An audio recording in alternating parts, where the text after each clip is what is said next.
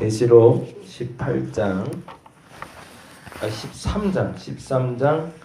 1절에서 18절까지 같이 한 목소리로 읽도록 하겠습니다. 내가 보니 바다에서 한 짐승이 나오는데 뿔이 10이요 머리가 7이라.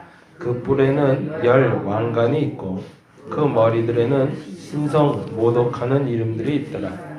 내가 본 짐승은 표범과 비슷하고 그 발은 곰의 발 같고 그 입은 사자의 입 같은데 용이 자기 능력과 보좌와 큰 권세를 그에게 주었더라. 그의 머리 하나가 상하여 죽게 된 것 같더니 그 죽게 되었던 상처가 나음에 온 땅이 놀랍게 여겨 짐승을 따르고 용이 짐승에게 권세를 주므로 용에게 경배하며 짐승에게 경배하여 이르되 누가 이 짐승과 같으냐 누가 능히 이와 더불어 싸우리요 하더라. 또 짐승과 가정되고 신성 모독하는 말을 입에 받고 또 42달 동안 일할 권세를 받으리라. 짐승이 입을 벌려 하나님을 향하여 비방하되 그의 이름과 그의 장막 곧 하늘에 사는 자들을 비방하더라. 또 권세를 받아 성도들과 싸워 이기게 되고 각 족속과 백석과 방언과 나라를 다스리는 권세를 받으니 죽임을 당한 어린 양의 생명책에 창세의 이후로 이름이 기록되지 못하고 이 땅에 사는 자들은 다 그 짐승에게 경배하리라. 누구든지 귀가 있거든 들을지어다. 사로잡힌 자는 사로잡혀 갈 것이요 칼에 죽을 자는 마땅히 칼에 죽을 것이니 성도들의 인내와 믿음이 여기 있느니라. 내가 보매 또 다른 짐승이 땅에서 올라오니 어린 양같이 두 뿔이 있고 용처럼 말을 하더라. 그가 먼저 나온 짐승의 모든 권세를 그 앞에서 행하고 땅과 땅에 사는 경배하게 하니 또 죽게 되었던 상처가 나은 자니라. 큰 이적을 행하되 심지어 사람들 앞에서 불이 하늘로부터 땅에 내려오게 하고 짐승 앞에서 받은 바 이적을 행함으로 땅에 거하는 자들을 미혹하며 땅에 거하는 자들에게 이르기를 칼을 상하였다가 살아난 짐승을 위하여 우상을 만들라 하더라. 그가 권세를 받아 그 짐승의 우상에게 생기를 주어 그 짐승의 우상으로 말하게 하고 또 짐승의 우상에게 경배하지 아니하는 자는 몇이든지 다 죽이게 하더라.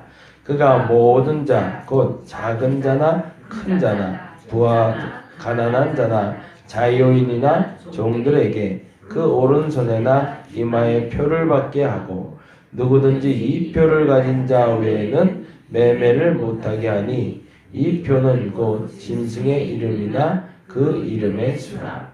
지혜가 여기 있으니 총명한 자는 그 짐승의 수를 세어보라. 그것은 사람의 수니 그의 수는 666이니라. 아멘. 우리가 많이 들었던 예언에 대한 이야기인데요. 정리를 조금 다시 한번 하고 넘어갑니다. 7가지 재앙에 대해서 이야기할 때 7인 그리고 7나팔 그리고 7대접 사건이 있다라고 했고요.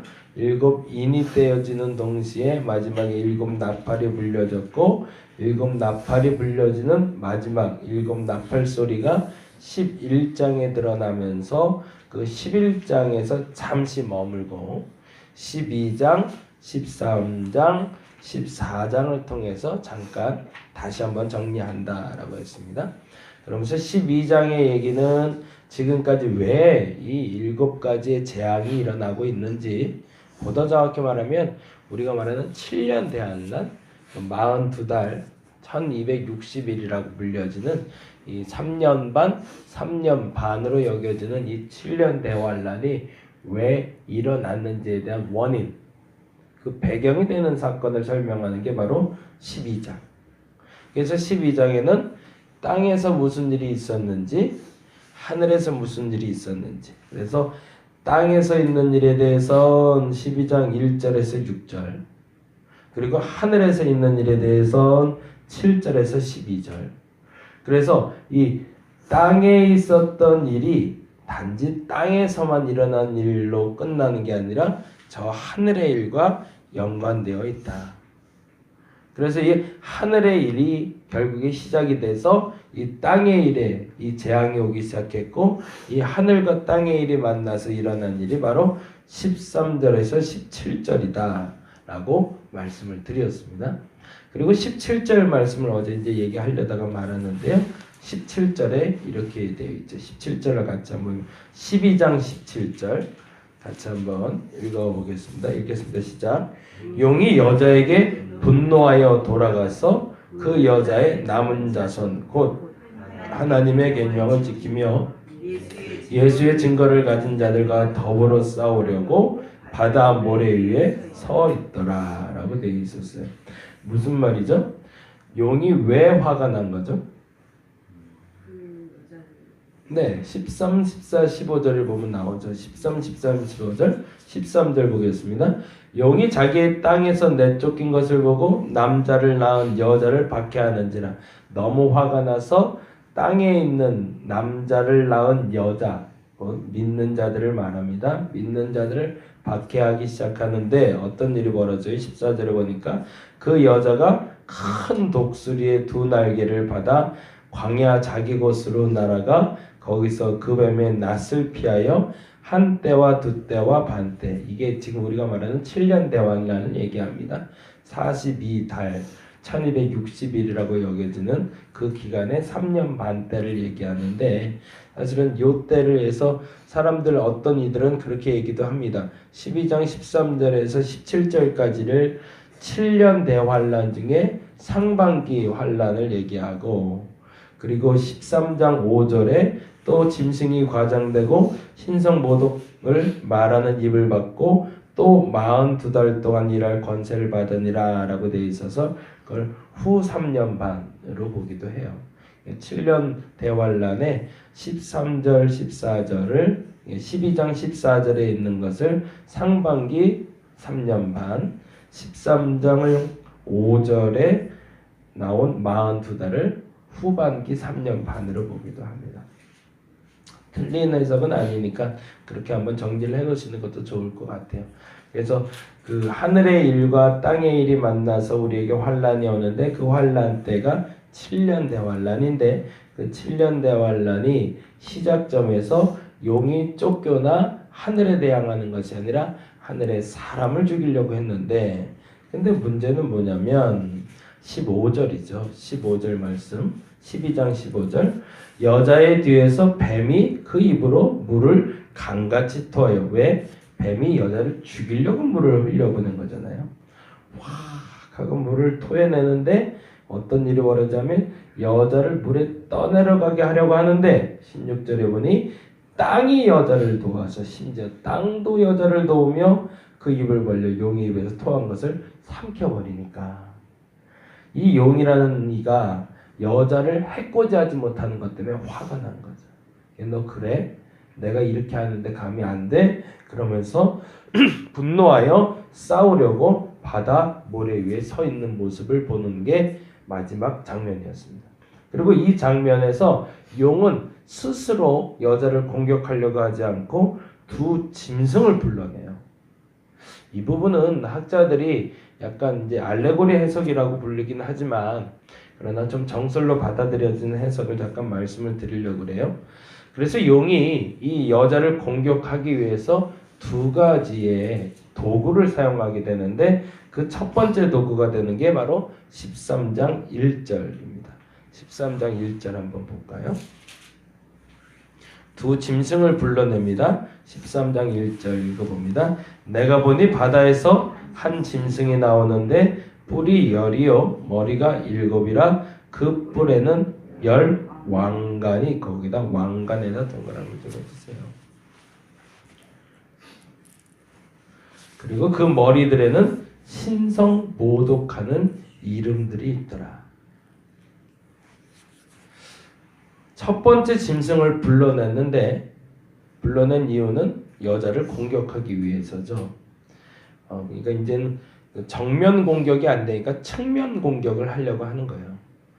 직접 나 사단인데 너 나한테 절해라 라고 예수께 나왔을 때 예수님이 40일 금식하면서 내가 너한테 왜 절하냐 라고 나왔잖아요.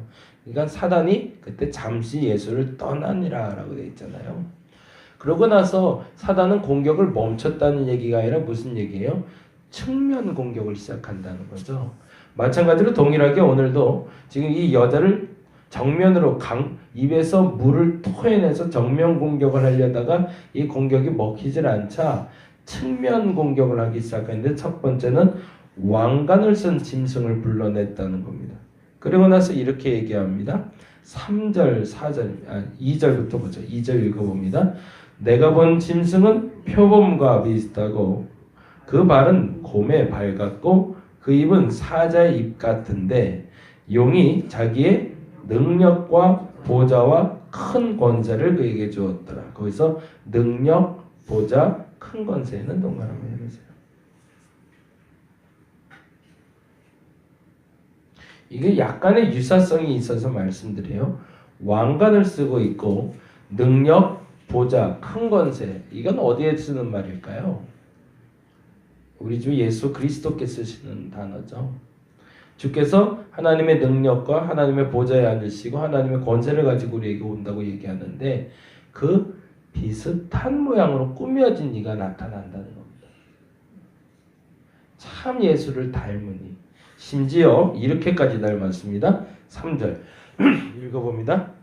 그의 머리 하나가 상하여 죽게 된 것 같더니 그 죽게 되었던 상처가 나음에 온 땅에 놀랍게 여겨 짐승을 따랐다고. 뭐예요?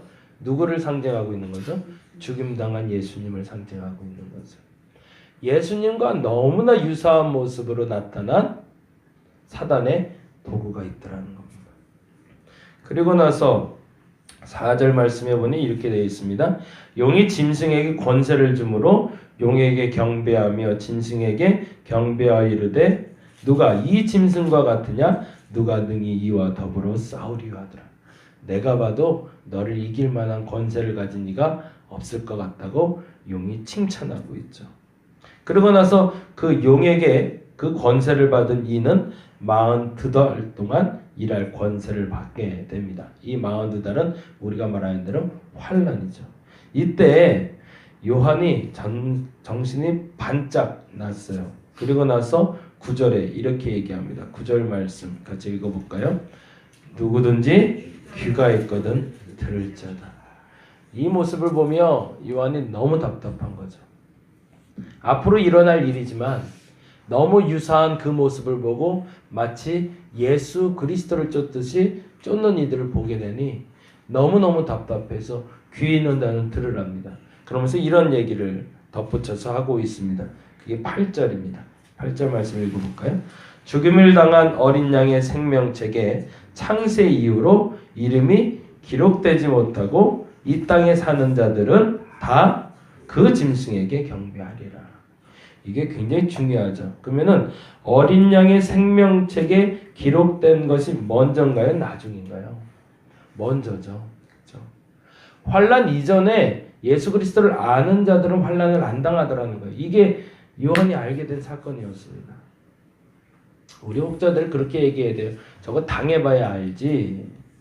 아유 조금 어려워야 예수 믿지. 저거 평탄해서 예수 믿겠어.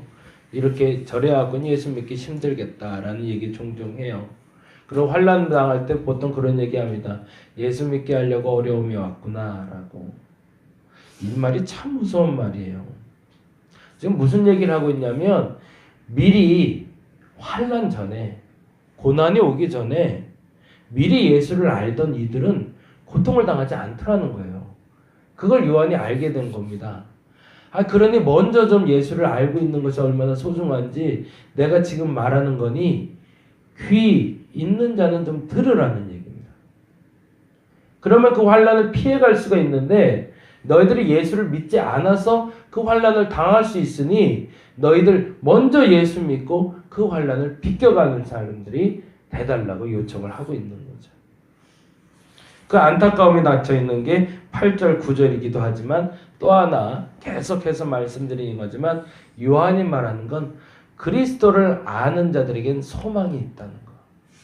어떤 환란이 온다 할지라도 예수의 생명책에 기록된 이는 건드리지 않는다는 것, 그것을 너희가 믿음으로 선포할 수 있어야 된다는 걸 또 한번 외치고 있는 거죠. 두 번째로 나타난 짐승이 있는데 그 짐승은 11절입니다. 11절 한번 볼까요? 같이 읽어보겠습니다. 내가 보매 또 다른 짐승이 땅에서 올라오니 어린 양같이 두 뿔이 있고 용처럼 말을 하더라. 아까 짐승과 이 짐승이 다른 점이 있습니다. 물론 외모도 달라요. 외모는 이 짐승은 먼저 올라온 짐승은 표범, 곰, 사자 같았지만 지금 이 짐승은 어린 양 같아요. 이게 완전히 차이가 있죠. 그러나 어떤 모습과 많이 닮아 있어요? 예수 그리스도의 모습을 참 많이 담고 있는. 이게 결국에는 모방하고 있는 거죠. 계속 모방해 가고 있습니다. 그리고 13장 1절에 보니 13장 1절은 첫 번째 짐승은 바다에서 올라왔고, 그죠? 첫 번째 짐승은 바다에서 올라왔고, 그리고 11절에 보니 두 번째 짐승은 땅에서 올라왔네요. 그러니까 온 땅 안에 있는 모든 지역을 지배할 수 있는 권세를 가진 이가 드러나는 거죠. 근데 구별되는 게 있는데요. 아까 첫 번째 올라온 짐승은 아까 말한 대로 능력과 보좌와 권세를 가진 왕관을 쓴 이였다면 지금 이 땅에서 올라온 짐승은 14절의 일을 하는 짐승이었습니다. 14절 같이 한번 볼까요? 14절 같이 한번 읽어보겠습니다. 짐승 앞에서 받은 바 이적을 행함으로 땅에 거하는 자들을 미혹하며 땅에 거하는 자들에게 이르기를 칼에 상하였다가 살아난 짐승을 위하여 뭐하래요? 우상을 만들라. 거기다 동그라미 좀 해주세요. 첫 번째 짐승은 능력과 권세를 가진 짐승이었다면 두 번째 짐승은 우상을 만드는 짐승이 올라옵니다.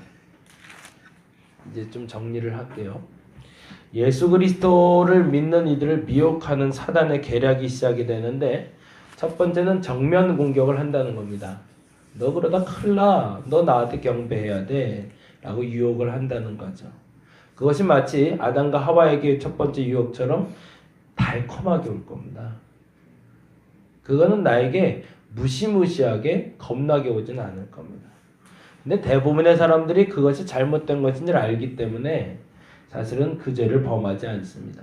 여러분 잘 아시겠지만 첫 번째 죄 지을 때부터 평탄하고 행복하게 죄 짓는 사람 없습니다. 첫 번째는 얼마나 두렵게 죄를 짓나 몰라요. 그런데 죄라는 게 한번 지어놓으면 세상 편한 게 죄거든요. 운전을 처음 배울 때 신호를 어기는 건 세상 어려운 일입니다. 근데 한두 번 어기다 보면요, 그냥 적당히 어기고 가는 게 익숙해져요. 죄라는 게 그렇더라고요. 첫 발을 디디는 게 참 어려워요. 근데 이 첫 발을 디디지 않는 이들에게는 사단이 측면 공격을 한다는 거예요. 근데 이 13장 1절과 11절에 나타난 짐승처럼 이 짐승은 상징을 뭐냐면 정치적인 도구와 경제적인 도구를 얘기하고 있습니다. 그리고 또 하나는 정치적인 도구와 종교적인 도구를 얘기하고 있어요.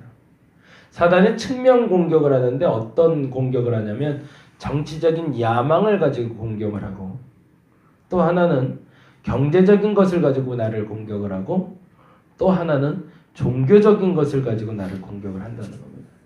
그게 우리에게 들 측면 공격입니다.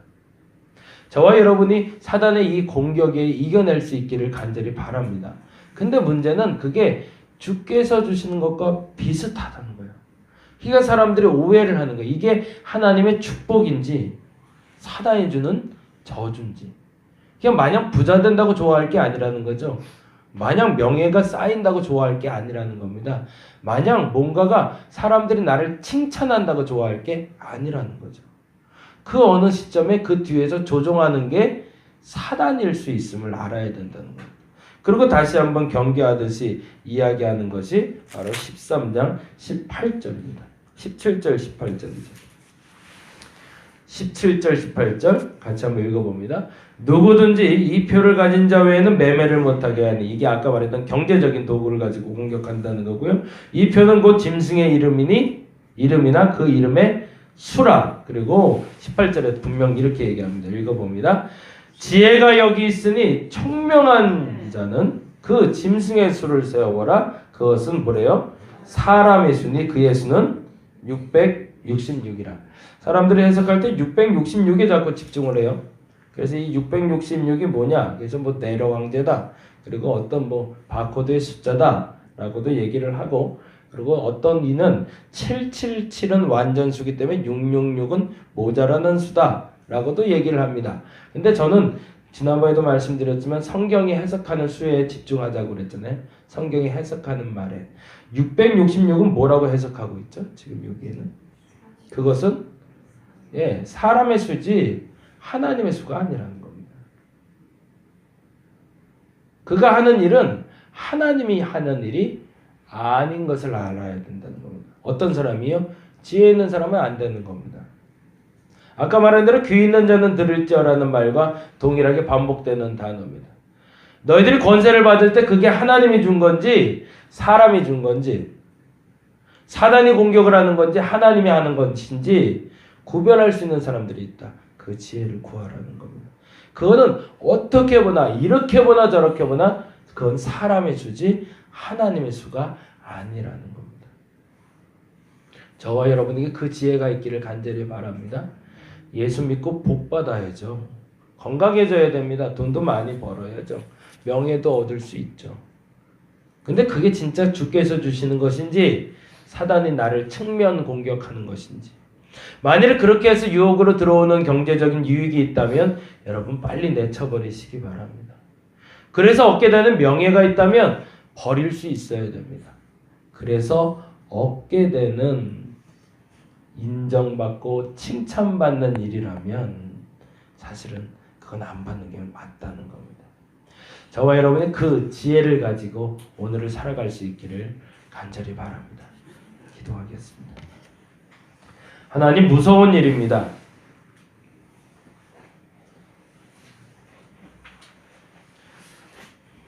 사단이 공격을 해오는데 너무 비슷한 모습으로 찾아옵니다. 그 비슷한 모습은 우리에게 명예를 준다 합니다. 권력도 갖게 한다고 합니다. 경제적인 유익도 취하게 해준다고 합니다. 그런데 더 무서운 것은 그런 것들은 우리가 구별할 수 있는데 자꾸 칭찬을 합니다. 잘한다, 잘한다, 잘한다. 그리고 마치 그것이 진짜 하나님이 나를 기뻐하시고 사람들이 나를 인정해서 하는 칭찬으로 착각하게 만들어 버립니다. 그리고 교만해져서 하나님을 떠나게 만듭니다. 지혜가 여기 있으니 총명한 자는 그 짐승의 수를 세어보라. 그것은 사람의 수니 그의 수는 666이니라. 사람의 수와 하나님의 수를 혼돈하는 어리석음이 없게 하여 주옵소서. 칭찬도 명예도 경제적인 유익도 하나님이 주셔야 복입니다. 칭찬도 명예도 경제적인 유익도 하나님이 주셔야 복입니다. 분명히 구별할 수 있는 지혜를 허락하여 주시옵소서. 감사합니다. 고마우신 예수님 이름으로 기도드렸습니다. 다 같이 기도하고 돌아가도록 하겠습니다.